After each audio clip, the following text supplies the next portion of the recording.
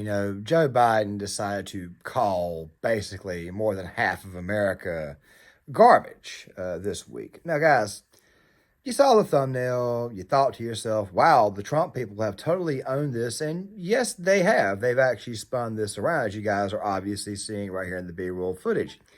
But there's a reason why it is that Barack Obama is featured in the thumbnail.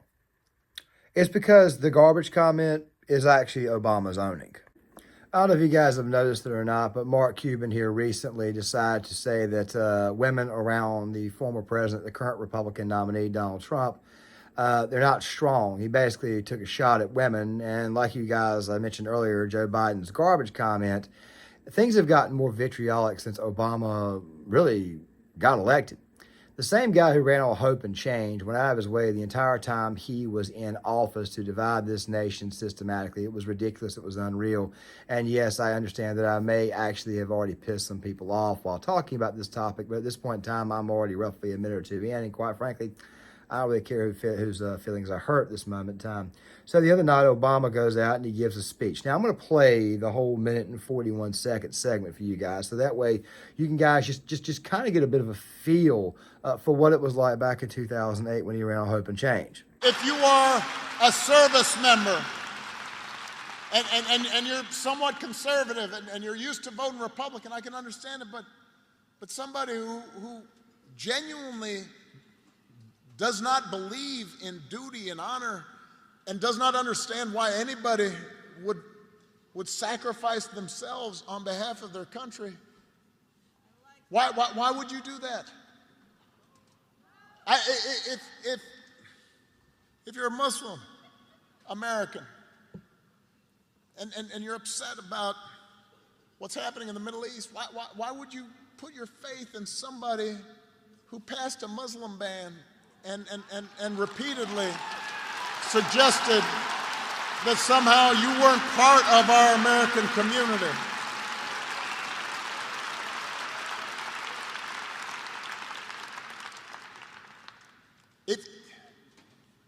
If you're an African American or Latino, if you're from Puerto Rico and you see somebody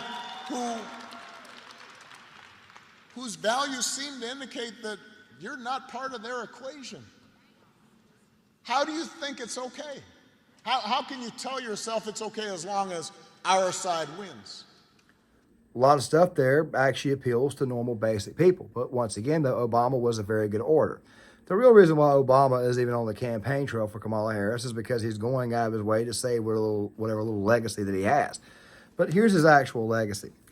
Gallup did a study right before Obama left office, and Pew Research also did one as well. It may have been Pew Research and Gallup together. I'm not entirely sure. Somebody correct me in the comment section. Either way, though, the study is out there, and it will be in the description box. Race relations actually got worse under Barack Obama's presidency, way worse. The same country that elected a black man for president would then turn right back around while this guy was in office and start to devolve, because every time you turned around, this guy was always whining. He was always complaining. After Obama got elected, one of the very first things he did was he signed a spending package. Of course, that spending package was supposed to result in shovel-ready jobs, and of course, shovel-ready jobs did not occur. There will be a full-blown history on Obama on this channel at a later date, because I've personally always believed that he was probably the most dangerous president the United States ever had. Extremely divisive. But something else, too, you got to understand, of course, he was cunning. But still, like I said, there's still more to be discussed in here. But shortly after he got in office, he did that. Then he turned right back around, and what did he do? Oh, that's right, the Affordable Health Care, ACA. Not exactly a popular piece of legislation at the time, and of course, it's still not popular to this day. They love to tell you that it's gotten better, but of course, it's still very polarizing. A lot of people lost their private insurance, lost their doctors, all that type of good stuff. And also, you had Dodd-Frank. But people forget to realize, though, is that Obama got these very, very bad bills into law because he had an overwhelming majority in Congress and an overwhelming majority in the Senate. None of these were bipartisan moves. As a matter of fact, he did this without Republicans. Democrats just simply were a rubber stamp for him, and that's pretty much what the hell happened. So anybody who thinks Barack Obama was a very good politician is obviously kidding themselves. Speaker, on the other hand, yeah, he was great. And I've even had some people on the conservative side of the aisle that said maybe this guy right here should have taken a different approach when he ran against him in '08. I can't trust Obama. I have read about him, and he's an Arab. He is not. No? No, ma'am. He's a decent family man, citizen that I just happen to have disagreements with on fundamental issues, and that's what this campaign is all about. He's not. John McCain was weak. John McCain, I'm not going to go after his military record or anything like that there, nothing but respect. But him as a senator, him as a presidential candidate, he was by far probably the weakest that the Republican Party ever produced. He wasn't even a conservative. But yet he got labeled a Nazi, all that type of crap. The same crap the mainstream media does to anybody, right of left center. And while it is true that he would have lost the election anyways, what John McCain could have done was he could have ran a much, much stronger campaign that would have exposed the things that were in Barack Obama's past. The same stuff that Dinesh D'Souza would have exposed in 2016, his documentary, Obama's America. I'm not going to go too far into that, but let's just go ahead and say that not long after that, Dinesh found himself in jail over a BS charge. Of course, this was also after he did his second documentary, America, Where Will the World Be Without Her? And of course, Dinesh would, of course, go to jail for donating a little bit too much money to a political candidate he was trying to help get elected. Kind of a BS charge, maybe a fine, no prison time was needed. But of course, Dinesh got locked up for a little bit. Still, though, this right here is Barack Obama's legacy. Whether it be targeting Tea Party groups, whether it be Fast and Furious, whether it be the Crimean Peninsula getting invaded. People forget that actually happened under Obama. The fact of the matter is at the end of the day, his legacy is exactly what Joe Biden said. You are garbage. You, half of these people, you are garbage. You're deplorable. You're sexist. You're racist. You're misogynistic. Fox News did a phenomenal compilation of this the other day. The speaker at his rally called Puerto Rico a floating island of garbage. The only garbage I see floating out there is his supporters. His demonization of seen as unconscionable, and it's un-American. It's totally contrary to everything we've done. You could put half of Trump supporters into what I call the basket of deplorables. The racist, sexist, homophobic, xenophobic, Islamophobic, you name it. People have been beaten down so long, and they feel so betrayed by government. So it's not surprising then that they get better. They cling to guns or religion or antipathy towards people who aren't like them, and a way to explain their frustrations. We're not done. There's more. For the person who the Klan supported. You voted for the person who Nazis support. You voted for the person who the alt-right supports. I don't hate the guy. I hate the people who vote for him. I think they're stupid. I do. I'll be honest with you. I have no respect for you. Class resentment is a lot and anti-intellectualism and elitism is what is driving many of these anti-establishment, which are Trump voters, or anti-establishment voters. As we all talk to a lot of people who vote for Trump, and I say to them, and I still can't sort of figure out, do they not believe it or do they not care? Do they not understand that our freedom is on the line? Do they not get that, or do they just not care? Do they take freedom for granted at this point? And look, if all you're going to do is spew hatred and vitriol, don't be surprised if people don't walk away. Most people who get online and do what it is that I'm doing right now, do it for one reason and one reason only. It's because we, quite frankly, are tired of having to hear your lecturing and your politics. That's the real reason why. Or this idiot here. These are deplorable people. Anyone in 2024 that is willing to vote for Donald Trump is deplorable, and it's a morally indefensible.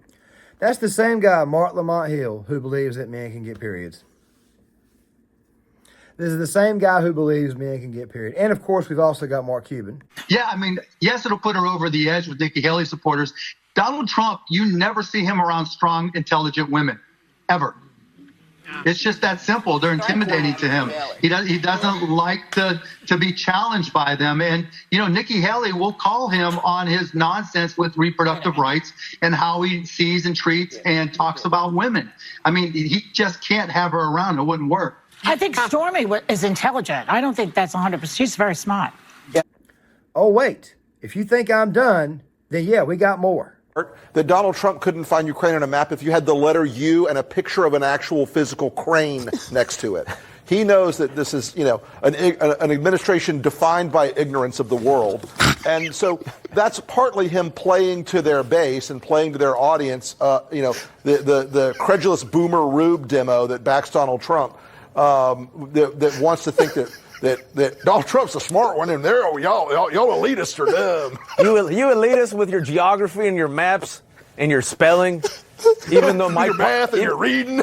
Yeah, you're reading, your geography, knowing other countries. White Republican suburban women are now going to vote Republican. Why? It's almost like roaches voting for Raid, right? I think they're voting. No, it's insulting to the voter. They're voting against their own self-interest. What we're seeing now is the beginning or the death knell of an extreme MAGA philosophy. It's not just Trump. It's the entire philosophy that underpins I'm going to say something, it's like semi-fascism. And the list goes on and on and on and on and on. The vitriol in this nation started the minute that Barack Hussein Obama got into that White House. So when I do a video that says he owns the hate, yes, he does, in fact, own the hate. But in reality, guys, we should have seen this coming. I brought up John McCain earlier for a reason. You see, even though, like I said, he would not have ran or he wouldn't have won, he could have at least gone out of his way to seize upon the opportunity that was Barack Obama's own minister, Reverend Wright. Do you guys remember this little gem? Using Obama's word, a firestorm of reaction in the media, amongst political pundits. On Sunday morning talk shows, it was defined as a defining moment in Obama's candidacy. If he didn't deal with this properly, his candidacy might come to an end. In fact, here's a couple of the pundits speaking here. The Clinton camp hopes superdelegates will take a look at Obama's problems, especially controversial remarks by his former pastor. Barack Obama's preacher is on the record saying a number of very troubling anti-American things. This minister talks about how blacks shouldn't sing God Bless America, but God Damn America, implies that 9/11 is our fault, says all these other things about how the government is selling drugs to black people. Out of their racist bastions of higher education and lock them into positions of hopelessness and helplessness. The government gives them the drugs, builds bigger prisons, passes a 3-strike law, and then wants us to sing God Bless America? No, no, no. Not God Bless America. God Damn America, that's in the Bible for killing innocent people. God damn America. Now, I want to say this really quick. There are some things, and I've listened to a lot of what the man has said in the past, Reverend Wright, and there's some things I actually would agree with him on. However, I would not agree with how to fix the problem because he comes at it more from a position of, I hate America. The chickens were coming home to roost. You say, God bless America. I say, GD it. You should have seen this coming the minute that this character made his way onto the scene. And I played all that little bit in one succinct session, so that way you guys could see that at the time, nobody was pressing him enough. Nobody was coming after him. Nobody went into his background. If we'd actually done a better job of researching that, Obama might not have been around to be elected after 2012, because if you really think about it, Obama's second term was actually the term where the most amount of vitriol came out of him. But here's the good news. Here's the good news. Even if Kamala Harris is to win the presidency, which I don't think she will, I don't think you can stall her. She's that bad. You still requires boots on the ground to be able to do that. Even if that's the case, the culture would have shifted back to the right. We're starting to see this now. Republicans have obviously gotten much, much stronger at trying to control the congressional map. You'll probably see Trump add some seats, and you'll see the Senate flip. You would see basically conservatives beginning to finally get their legs. People are waking up. People are starting to see the real truth, and it's starting to reflect not only the polls, but the actual voter data. The fact of the matter is that Obama himself even knows that this legacy of his is going away, which makes me wonder what happens after the election. What makes it happen after election night? It's probably going to get crazy because I don't see him just up and just folding, just folding up, packing up, and going home. But still, though, this hatred that you guys have seen spewed over the last, I don't know, maybe 10 years, It's all a direct result of Barack Hussein Obama. Like I said, if McCain had just simply did a better job of vetting the man, who the hell knows what we'd have found out to this day. But everything you guys are hearing, even to the 2020 George Floyd riots, this is all connected back to Obama. And that right there is the biggest reason why it is that this country is so daggone divided as him. A lot of people like to point out Donald Trump. This is what Donald Trump is, okay? Let me go ahead and say right now what Donald Trump really and truly is. There was a comedy special that was done a long time ago featuring comedian Dennis Miller. Not really a big fan of his, never really truly was. But still, nonetheless, he was a comedian, which is kind of funny, too, because we've been talking about comedians a lot recently. And they always find a way to tell the truth, because there's always truth in every joke. Basically, what he said was that he was always a Ross Perot guy. And the biggest reason why he was a Ross Perot guy was because, if you don't know who Ross Perot is, he was a third-party candidate in 1992, 1996.